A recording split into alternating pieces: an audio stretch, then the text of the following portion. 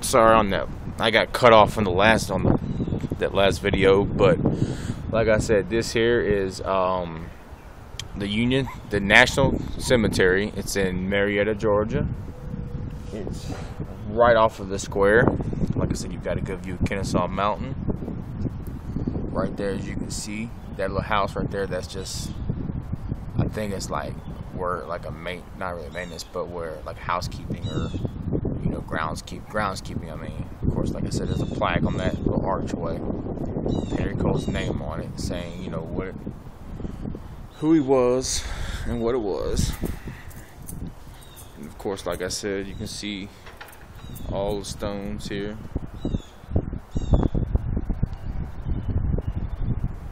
Of course, Kennesaw, I'm not sorry, but Marietta. Like I said, it's just, you know, it's history, and that's one thing people really need to learn: history.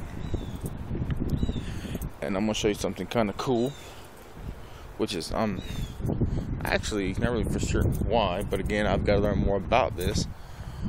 But here's a monument or plaque or whatever of the Gettysburg Address from President Lincoln in November 19th, 1863. And I will read it to you. It says, 77 years ago, our fathers brought forth on this continent a new nation, conceived in liberty and dedicated to the proposition that all men are created equal. Now we are engaged in a great civil war, testing whether that nation or any nation so conceived and so dedicated can long endure. We are met on a great battlefield of the war. We have come to dedicate a portion of that field as a final resting place for those who here gave their lives that the nation might live. It is altogether fitting and proper that we should do this, but in a larger sense, we cannot dedicate, we cannot consecrate, we cannot hallow this ground. The brave men, living and dead, who struggled here have consecrated it, far above our poor power to add or detract. The world will little note, nor long remember what we say here, but it can never forget what they did here. It is for us, the living, rather to be dedicated here to the unfinished work which they who fought here have thus far so nobly advanced. It is rather for us to be here dedicated to the great task remaining before us, that from these honored dead we take increased devotion to that cause for which they gave the last full measure of devotion. That we here highly resolve that these dead shall not have died in vain, that this nation under God shall have a new birth of freedom, and that government of the people, by the people, for the people, shall not perish from the earth. Now that's really fitting, actually. And I don't think it's just, you know, I think it's more, you know, he gave that at the Gettysburg National Cemetery at Gettysburg.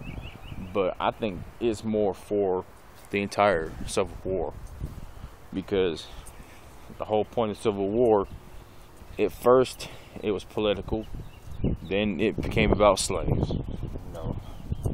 So, you know, people fighting for what they believe in. You really can't argue with that. People believe what they believe. You can't change some people's minds. So it is what it is.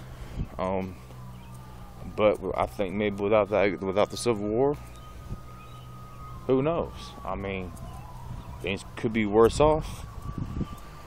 We still have problems, yes, but hey, what country doesn't?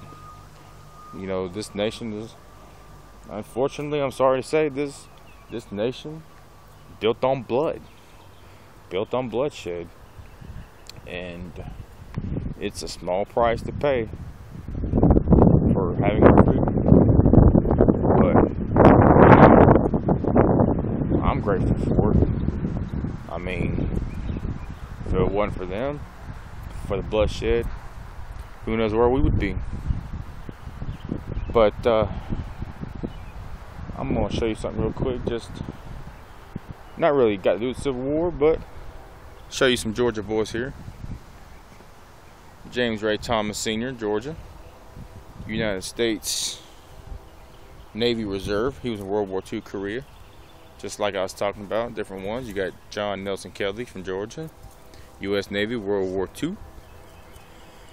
Charles Travis Culver from Georgia. He was